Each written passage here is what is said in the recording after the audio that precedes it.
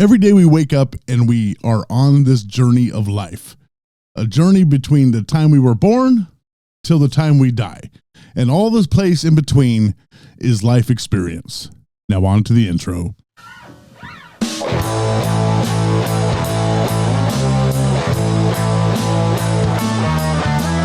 Currently rocking in the school of life. He is here talking about stuff and whatever's going on in his brain. You know it is 100% Bridget!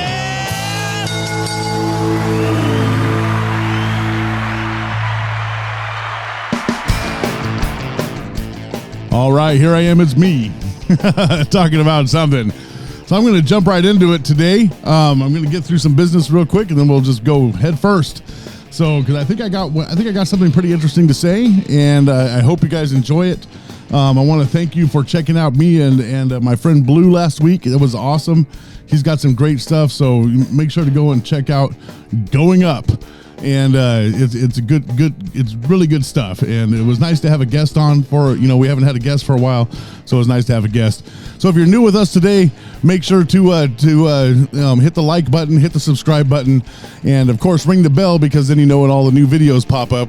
And if you're listening on audio podcast, tell a friend. I'm 100% Richard is all over all the podcasts. So Apple Podcasts, Spotify, iHeartRadio, Pandora. We're all over the place. We've reached the entire world on audio. So take an opportunity to check that out. And pretty much, here we go. So see, there's a journey. What I mentioned just before the intro there's a journey that we are on. That journey is from death. I've said that backwards. That journey is from birth to death. And in between, we experience life. Everybody on this earth has a different journey. It may look the same to the people around us, but each individual has made a list of decisions that create their journey in this life. Some of us have ended up in the same places as others. We might have the same line of work, or we went to the same high school, or we went to the same college, or we got the degree in the same thing. So we followed a similar path, but the decision-making process that got us to those different paths were probably very different. So therefore, we have a story. A past, something that we talk about that got us into our current position. This is the journey of life, our story. What's our story? What is it between? There used to be a thing that popped up online all the time. What does your dash say? The space between the time you were born and the time that you die. And I'm going to let you know that whatever you do in between that time, that's what I'm going to talk about today, because we all have a different story. We all have something to say. We all have something in our lives that got us to a position that we're in today. And in my case, it was Jesus. So that's what I like to talk about. Our journey starts from birth. And according to the Bible, we're already born with sin. And this is why it seems that we're always struggling. So even if you're not a believer and you find yourself, I'm constantly struggling, I have to work really hard at everything I do. And even as Christians, we have to work hard at everything that we do. There's something out there that we always feel like we're missing. If you receive Jesus, like as a kid, you may not notice, but if you receive Jesus as a teenager or as a young adult or as an adult, you probably noticed something, or you felt something your whole life was missing.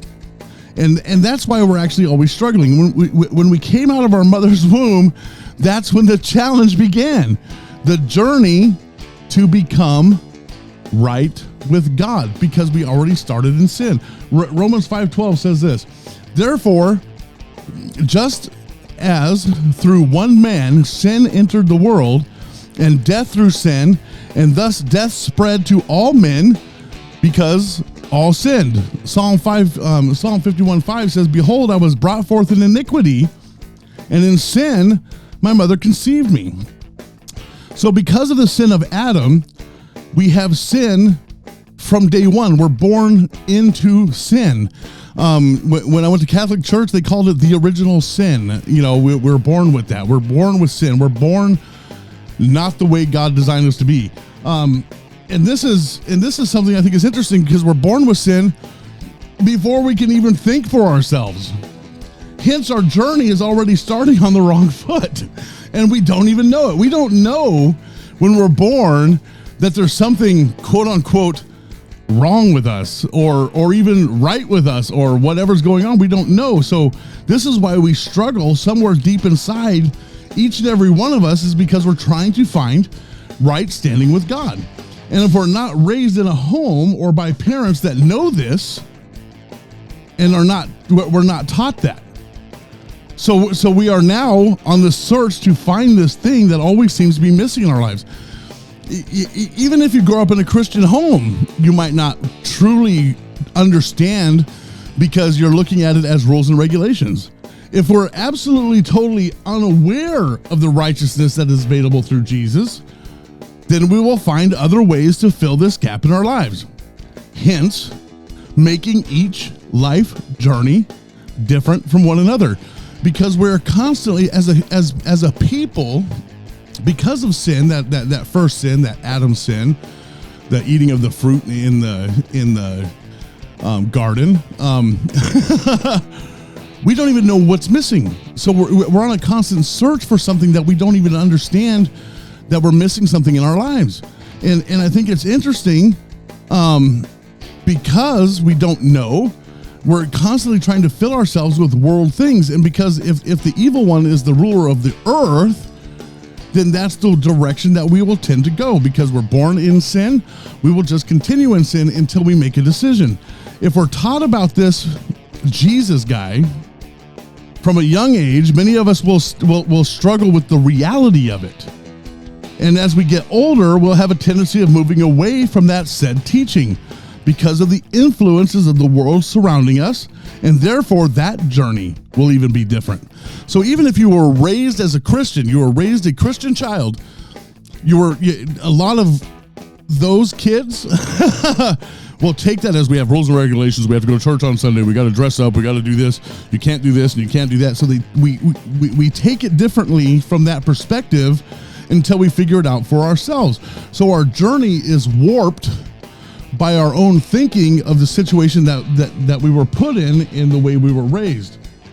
And we could take that decision in life and take different journeys, creating many different stories on our way to filling the missing thing, our lives from birth, that missing thing that was in our life. But the stories can all have similar endings. If we found this Jesus on our path, and then a whole new story and journey begins. So if we find Jesus along the way, if we're on this path, we're in this search of righteousness is really what it is.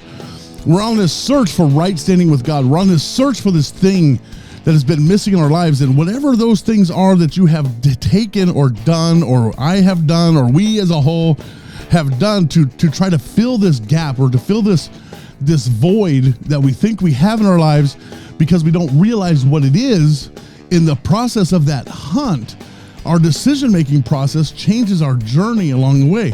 It changes our story. It makes us think that we're doing something good or right that we don't even know if we're doing good or right, to be honest. Here's Romans. This is what Romans says about all this. This is Romans chapter 5, 13 through 19. For until the law, sin was in the world, but sin is not imputed when there is no law. Nevertheless, death reigned from Adam to Moses, even over those who had not sinned according to the likeness of the transgression of Adam, who was a type of him who was to come. But the free gift is not like the offense. For if by one man's offense many died, much more of the grace of God and the gift by the grace of the one man, Jesus Christ, abounded to many. And the gift is not like that which came through the one who sinned, for the judgment which came from the offense resulted in condemnation. But the free gift which came from many offenses resulted in justification. For if by one man's offense death reigned through the one, much more those who received abundance of grace and the gift of righteousness will reign in life through the one, Jesus Christ. Therefore, as though through one man's offense, judgment came to all men, resulting in condemnation. Even so, through one man's righteous act, the free gift came to all men, resulting in justification of life. For as by one man's disobedience, many were made sinners, so also by one man's obedience, many will be made righteous. And because we have this opportunity to get to know who Jesus is, because we have this opportunity to fill that gap in our journey, we come into a place where we start to understand the thing that we were missing the whole time. We start to go, hey, what that thing that I was missing, that thing that I was trying to fill, the thing that caused me to make really strange decisions in my life. Come on, that drove me to a direction that I don't even know how I got to until I look back at my past and go, man, what an interesting way to live.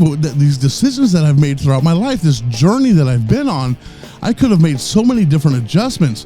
And now that I know about this Jesus guy, because I finally heard about this Jesus guy, and I took an opportunity to receive him, and that filled that void. And you know, I hear stories all the time. I actually met a guy that played at the university, I think it's the University of Hawaii. He played football there. And if you play football at the big college in Hawaii, you're basically a pro, because they don't have a pro team. So you're famous around the people and all that kind of stuff. It's an interesting thing, the stories he was telling me. But he never found the thing that he knew he needed. And this man told me that he found Jesus. He went to Bible school and he quit football altogether because he realized that that's what was filling the gap, and that he had to change his whole life in order to move forward and to do the thing that suddenly he realized he was made to do. And I was like, man, that's interesting, because this guy could have gone pro, bro, you know, and he made that decision to not do that because Christ drove him in a different direction. So the new journey begins with knowing Jesus. No matter where you are in life or what you've been doing up to this point in your journey, or how horrible you think you are, or even how good you think you are. We have all fallen short, according to the Bible, because of one man's disobedience. You see, the search we are on is to find a right standing with God, not man. That's the search. And the only way to get there is through Jesus filling the void that we have felt throughout our entire lives. Knowing Jesus is the one big step that changes the trajectory of your journey and will lead you in directions that you might not have even thought that you could go. And I'll show you why here in a minute. Because when you make that decision, you have placed yourself on the path that God had originally set forth for you to be on. See, because we were born into the earth in sin. So we're born in sin into the earth. So that's all we know. That's our, if we're not taught or told any different, all we know is the things of the world. That's all we will ever know. If you never read a Bible, if you never meet somebody that tells you about Jesus, if you fall into a place like that, you will never know what that void is that you're trying to fill. And we will find every little thing to fill that with. We'll fill it with alcoholism. We'll fill it with drugs. We'll fill it with other stuff. We'll fill it with religion. That's a whole nother story. We'll fill it with witchcraft if we're looking for supernatural. We'll fill it with all these things, and all of those things are trying to fill the void that Jesus is supposed to fill. Now here's 1 Corinthians 5:17. Therefore, if anyone is in Christ, he is a new creation. Old things have passed away, and behold, all things have become new. So your old journey ends, and your new journey begins. So your new way of doing life with God in you, with God as part of your journey, with Jesus guiding you and directing you, and Holy Spirit moving you and comforting you along the way, your journey shifts in a new direction. Psalm 32:8 says this, God, I will instruct you and teach you in the way you should go. I will guide you with my eye. So here's God. He's saying, hey, you're a new creation. I'm going to teach you. I'm going to guide you. I'm going to direct you. And in Jeremiah 1:5, it says, before I formed you in the womb, here we go. This is the cool part. Before I formed you in the womb, I knew you. Before you were born, I sanctified you. I ordained you a prophet to the nations. So if God told something like this to Jeremiah, and if it's true for Jeremiah, guess what? It's true for us, which means you have to have an understanding that God knew you.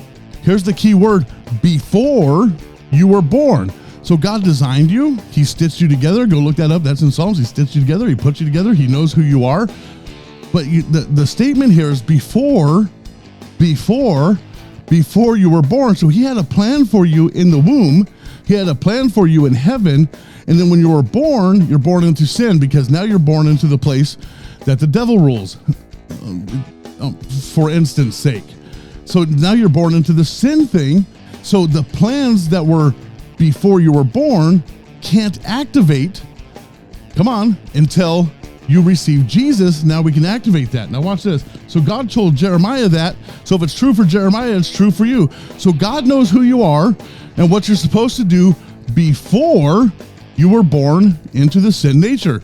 So when you know Jesus, the new creation that you become is what God initially intended you to be. I might get some flack for that one. But if you take a look at this picture, God knew you before you were born. You were born into sin. So when you receive Jesus, he sets you on the path of what he knew you to be before you were born. So all that in between stuff, your journey in between, God knowing who you were, who you're supposed to be, and you receiving him and getting to know him and acknowledging his existence and saying, I want to be a part of that, and confessing with your mouth and believing with your heart that Jesus is Lord, you shall be saved. That's Romans 10:9-10, which we might want to know that one, right? Now you are set on the journey that God knew for you, that God had for you before you were born. Therefore, setting you on God's plan for your life, where he will instruct and teach you along the way. He's going to guide you. So now that you've received him, you can go, man, I am now who God intended me to be, because I have him in me. He's washed away my sin nature. He's removed my sin from my life. So now I can function in the thing and now my journey shifts and my journey adjusts and it changes and it pushes me into a new direction. This new journey that we embark upon, in all reality, will not be easy. I'm the honest guy, and I'm going to tell you that just because you receive Jesus, your life does not instantly get better. Now, I know in some cases, some people that have been heavy in alcohol and heavily in addiction and heavily in a lot of sin nature things, they receive Jesus and they get a miraculous healing, and that's their testimony, and they move forward on their new journey, free and clean and clear. And then there's some people that receive Jesus and they have to fight and work to get those addictions out and to move forward with him at a slower pace. And that may be just because that's who he initially designed us to be. We're overthinkers. We did that really happen? We have all these little doubts and things like that. But eventually you'll come around. Eventually we come around and go, man, if I just believe on him, I'm going to see great things happen. And so what happens is it's not necessarily an easy journey, but it is a fantastic journey because it's changing your trajectory in life and moving you into a different direction. And this new journey that we embark upon it's a strange new life filled with new adventures, because we will always be influenced by our old life. Something will always try to take us backwards, and to be what the world wants us to be. Maybe we get involved in trends and that overtakes our thing with God. Maybe we get involved with this thing or that thing that overtakes our journey with God. So we find ourselves off the path, and we've created another journey in between all that. And we need to get back on the path or the journey with God. And this is all in comparison to what God has planned. So we have to stop and go, what does God have planned for me? And I don't know what God has planned for you. That's a discovery process on your journey. But here's what James 1:2-4 says about falling into various trials. My brethren, count it all joy when you fall into those various trials, knowing that the testing of your faith the testing of your faith produces patience. Some translations say it produces endurance, so that you can keep going in this life. But let patience have its perfect work, that you may be perfect and complete, lacking nothing. So we go through some things. Our past is going to come back to haunt us, guaranteed. The enemy doesn't like the fact that you've gotten to know Jesus, so he wants to come and mess with you. Old friends come around. You've heard me say this kind of stuff on the show before. and it starts to mess with your journey. Paul tells us in Philippians chapter 2 to work out your own salvation with fear and trembling, so we can be lights in a world that is crooked and perverse. That's kind of paraphrased. But the key part of there is to work out your own salvation. So you're saved, you're going to heaven. Now what are you going to do? What actions are you going to put forward? What direction do you want to plan to go in? And in what direction does God have you going in? Are you listening to him for your calling? Are you listening to him and going forward? Have you taken the opportunity to read your Bible to adjust your journey? At this point in our journey, all things are new. So we're like, oh, wait, what's new? What's new? What's new? I'm going to do this. I'm going to do that. The old has passed away, and we are set on a path to make a difference, not just in our own lives, but in the lives of others. We take our journey into our sphere of influence. The people, our sphere of influence. What's a sphere of influence? The people we see and interact with on a daily basis. That's our sphere of influence. Where do you work at? What do you do for a living? Who's your neighbor? Who do you influence? And I'm not talking about being an influencer on Instagram, but you can post stuff on Instagram too, whatever it takes. But now we get to a place in our journey that we start reaching other people, and that's the people that we see and live and be a part of every single day. Because now it is set before us to help someone else change the trajectory of their journey. So here's the reality of all this. We were designed at the bare minimum to help people know God, find freedom, and discover their purpose, and to make a difference in our sphere of life. That's what we were designed to do. We were designed to spread the gospel of Jesus Christ. We were designed to go on a journey of discovery of who we are and who we are in Christ, so that we can actually tell other people. The Bible tells us that that we overcome by the word of our testimony. We overcome because of our story. We overcome because of our journey, and by the blood of the Lamb, Jesus. So the combination of being saved, knowing who Jesus is, and telling our story to other people, we start to adjust and help other people on their journey. So this is our journey. Stay the course, run a good race, find endurance, and tell people about Jesus. Right on, right on.